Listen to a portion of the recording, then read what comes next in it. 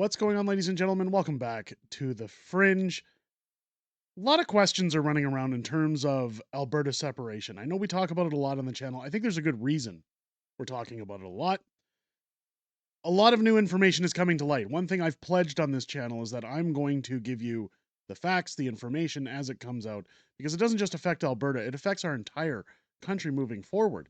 A new survey has come out showing support growing very exponentially depending on the results of many things for Alberta. As we've talked about ballot recounts, we've talked about the integrity of elections, we've talked about people just in a state of being fed up.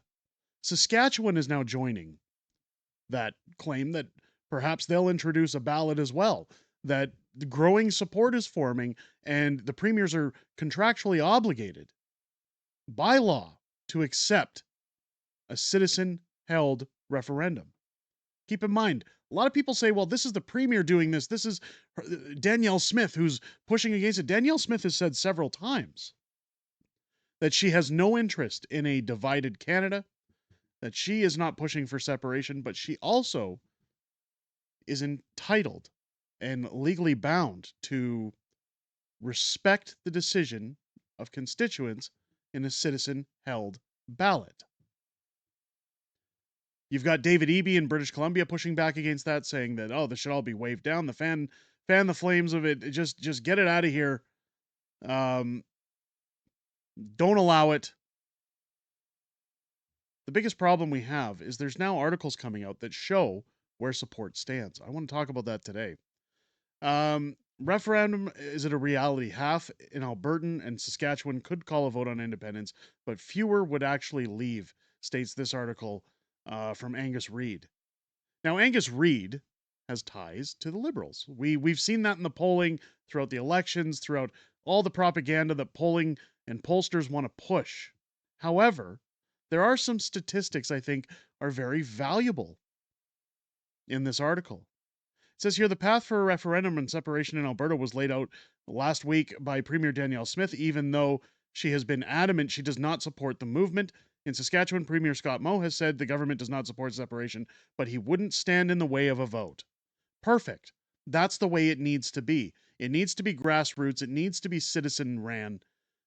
This cannot be run by anybody in politics, as far as I'm concerned, because the whole purpose of said vote is to get away from government. So why would you want more government in your government? As these dual referendums loom, new data from the nonprofit Angus Reid Institute finds that support in Alberta and Saskatchewan for their respective province to leave Confederation is still a minority. 36% in Alberta, 34% in Saskatchewan. Keep in mind, this is before they garner signatures, before there are real talking points. This has only been really valid in terms of discussion for just over a week. 36% and 34%, those are pretty darn good numbers. Given again, no movement, no solid movement, no solid leadership. Here they've got a poll saying, would you vote for your province to leave Canada? Of course, definitely would vote to stay, says 52% from Alberta, 49% from Saskatchewan. So this is just, would you vote for it? Now keep in mind, there is a percentage of people who say, not sure, can't say. But when you add that 4% to the other, definitely would, leaning towards voting to leave as well, leaning towards voting to stay, these numbers can change. And people will say, well, Fringe, you've still got 52% saying they'd vote to stay. Those can change as well, given the situation. And that changes throughout the article. As many questions were given throughout this article, I'll highlight some of them. What if the federal government committed to building Energy East? What if BC makes it clear they will oppose to attempt to provide tidewater access to Alberta, Saskatchewan? I wanted to highlight this one because this is one of the things that people worry about the most. People say, hey, if you separated from Canada, if Alberta separated, you guys are landlocked. You can't get your products to market anyways. This is false. And again, I want to provide the information on this channel. Even if the rest of Canada were opposed to Alberta leaving, You cannot be blocked in from tidewater access. You cannot be held landlocked. A country cannot legally block another country's access to tidewater. Landlocked states have a right to access to the sea, which includes the right to transit through other countries' territory to reach the sea, without taxation also of that traffic. The right is enshrined in the United Nations Convention on the Law of the Sea. So what does it give? The UNCLOS explicitly states that landlocked states have the right to access to and from the sea for the purpose of exercising their rights provided for in the convention, including those related to the freedom of the high seas. The right ensures that landlocked states can transit through the territory of coastal states without obstruction or discrimination. The traffic of landlocked states through transit states should also not be subject to taxation. Purpose of the right? The right is crucial for landlocked countries to be able to participate in international trade and exercise their rights to the sea, such as fishing, exploration, and the use of the ocean for transportation. Examples? There are currently 44 landlocked countries in the world, including countries like Kazakhstan, Ethiopia, and Vatican. So, nobody can block Alberta from getting their oil to market. Nobody can stop them from accessing seaports. And you know that people say, well, Fringe, Alberta would then be its own country. They have to get their own constitution, their own laws. They may not be a part of the United Nations. Canada is a part of the United Nations. The rest of Canada would have to acknowledge the rights of the United Nations Convention. So when people want to talk about, oh, hey, what if they refuse you tidewater access? Would that change your mind? Or what if they agree to give you tidewater access? They're irrelevant questions. This is why I don't like polling offices, because what they're doing is bringing in nothing burgers to influence or sway the reason for somebody to vote. However, one of the questions that is crucial, that really changes these numbers, is this one here. What if Quebec makes it clear they will block any pipeline construction through that province? The red in this diagram is more likely to want to leave. 85% in Alberta would more likely want to leave if their pipelines were blocked. The lean towards staying, 79%. Now this will change over time. Definitely stay would only be 16%. What does that tell you about certain factors with the country pushing these votes? Now, I'm not saying that, hey, this is the nail in the coffin, guys. All Quebec has to do is refuse pipelines and we've got it. That's not the case. But what I'm showing is that we still have a long way to go. And this is why I think Danielle Smith made the best argument by saying, give it time. Get your signatures. You've got 120 days. It has to be validated. We have to wait until 2026 to put it on a ballot. You've got people, even Jeffrey Rath, as much as I respect him, saying, nah, let's go now, let's get it done. I don't agree with that. You need things like this to happen in order to educate and help with those who are on the fence deciding what's best for their province. Do we leave or do we stay? Danielle Smith goes into it in greater detail. I want to show you guys that. She sat down with Brian Lilly recently. He says Alberta Premier Danielle Smith explains why Albertans are worried about another Liberal government by using a Trump analogy people in Eastern Canada might get. Now, Mark Carney has used Donald Trump as a tool to win his election. Now, as you've seen other videos that we've shown where they're flipping ballots or essentially recounting ballots that just magically flip seats for Liberals. I shouldn't have said flipping ballots, but flipping seats. This is where Canadians are going to start changing their minds, Albertans in particular, stating, do I trust this government? Do I want 10 more years of what we've already experienced?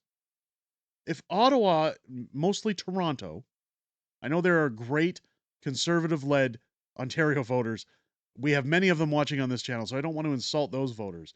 But when you have small pockets of Canada like Toronto that are essentially in charge of deciding who runs the country or who might get a majority government, the problem when you have politics laid out like this is that politicians only have to work in certain sections of the country to get your vote. If seats were evenly distributed based on a number of factors, population, GDP, you would see politicians having to work significantly harder to not only get the votes of those people in other provinces, but they would have to maintain the promises given to those provinces, such as pipelines, such as access to markets, in order to maintain their seat, their vote. I always say that if we had something like the Electoral College in Canada, things would be very different. And that's not just because somebody might prefer a conservative government. I think you would see different behavior from your government. Let's take a look at what Danielle had to say, because it's very telling. Well, maybe the best way to describe it is for people to examine how scared and fearful they are that Donald Trump will crush their economy. That's how scared and fearful Albertans are that the Liberals will continue to crush our economy. How? All of the damage that we have seen over the last 10 years, most of it has come from bad federal policy coming out of the alliance between the Liberals and the NDs to target our industry and to put in punitive policies that are designed to keep our oil and gas in the ground. Maybe that's the best way to understand the feelings Albertans have right now. No, I'm feeling very hopeful. I think I've said before that I don't know if we've got conservative banker Mark Carney, who is our prime minister, or whether we've got a net zero advisory council to Justin Trudeau. Mark Carney is our prime minister, but I want to see which one that is. And I do think that if we can find a pragmatic path forward, then it's going to work for Canada and it's going to work for Alberta. So if anybody thinks that Mark Carney is going to work for Alberta, I think that the tea leaves are already showing it's not going to happen. And what I mean by that is that we've already got mass push. Again, 36% of people in a province talking about separation. You've got Saskatchewan now talking about separation. You've got David Eby pushing back in British Columbia saying, we don't want to even talk about it. We don't want to acknowledge it. Put our heads in the sand, pretend it's not there. Shut them down. They're all radicalists. Where's Mark Carney in any of this? We haven't heard from Mark Carney. We haven't heard from Pierre Poilievre. We haven't heard from any of the federal government as to what the hell they think is going on in these provinces. But Mark Carney's silence on the matter should tell you enough that if he was willing to work with Alberta, if he was willing to change things for Alberta, he'd be standing up saying, hey, everybody, please, much like he did during the debates. I've only been here for a month. Just give me some time. I'm going to work with you. I'm going to make things okay. We're going to find a way to work with Alberta. We're going to find a way to negotiate with Quebec to get pipelines, to get things going to market. That's what a responsible prime minister would do, not a globalist one. This is where I think Alberta is going to change its opinion with the naysayers, with those who are on the fence. Again, when it comes to things like the Tidewater, the more people are educated, the more people are shown, hey, these are the facts. And this is why Alberta could be a hell of a lot more prosperous as its own republic than with the rest of Canada. Now, this isn't me pushing for it, but you're going to start to see people saying, yeah, that's not too bad. And for anybody who wants to say, well, that's not the case, I don't think I'd ever want to leave. Here, if you live in a world where your investments matter, where your equity matters, where you want to make more money at your job, you want to have more to tuck away, you want to have more success. If you're like myself with children, where you say, I want the best lives for my children. If somebody shows you a world where it's, look, you're going to struggle, things are going to be just okay, you're going to live check to check, costs are going to go through the roof. So you're going to work essentially to pay for the lavish lifestyles of government. You're going to pay for their scandals. You're going to pay for their mistreatment of you as a person. But you'll be okay. But all you're ever going to be is just okay. Or you can put through one singular vote And suddenly, your republic becomes one of the richest nations in the world. Jobs fly out the window. Everybody's able to work. People are able to make a decent living wage. Billions of dollars can now be invested into your own healthcare, your own police force, your own resources, your own security, your own your prosperous future. Which one do you think people are more likely to take when given those options if they are properly educated? I'm willing to bet the latter. I'm willing to bet they will take the one that grants them the most prosperity, the better and brighter future. I've said many times on this channel that when we talk about Alberta separation or Saskatchewan separation or any province wanting to secede from the federal government, it has nothing to do with the people of Canada. It has nothing to do with people not being proud of their country or standing behind those who sacrificed for the Canadian flag, for our country. I still hold a Canadian passport and I'm very proud of my country, but I'm ashamed of my government. And I think that's the sentiment going across the country for those who push for separation. It's not a matter of disdain for Canada. It's a matter of I'm sick and tired of living my life with the government's boot on my neck. I demand better. And a small pocket of the country is going to dictate whether my life is okay or not. Let me know what you guys think down below. Do you think Quebec denying pipelines, such as this poll, would push more Albertans towards saying, okay, enough is enough, we're done, it's going to be more of the same? Do you think education is the answer? Do you think reaching out to people who don't understand the laws? Again, I spoke with somebody over the weekend who was very fuzzy on First Nations land. And once you explain to them that, hey, they have the option to stay in Canada, we're not taking their land, suddenly their tune changed. So do you think education is the answer? Let me know what you guys think down below in the comments. If it's your first time here, I hope this video has earned your subscription. Make sure you're hitting that button. You're continuing to grow our ever-evolving community. I can't believe we hit 100,000 subscribers over the weekend. Thank you so much to everybody who did that. Don't forget to join me live tomorrow night here on the channel for our 100,000 subscriber celebration. We're going to be doing giveaways on the channel. We're going to be chatting with you guys in the live stream, hearing what you guys have to say, reflecting on everything this channel's been through from the beginning. It's going to be a great show. I'll be joined by the beautiful Mrs. Fringe. It all starts tomorrow night at 6 p.m. Pacific, 8 p.m. Central here on the channel. Also, don't forget to join us every week for Friday Night Fringe, our weekly live streaming show, as we go back and forth through everything that happened this week in politics, everything we know that's coming up in the week ahead, as well as your Q&A with the greatest YouTube community on this platform, full stop. I look forward to chatting with you guys outside and making these videos, but I most importantly look forward to chatting with you this Friday night starting at 6 p.m. Pacific, 8 p.m. Central, here this Friday and every Friday on the channel. With that said, ladies and gentlemen, I hope you enjoyed this video. I hope you have a great rest of your day. I'll catch you on the next one.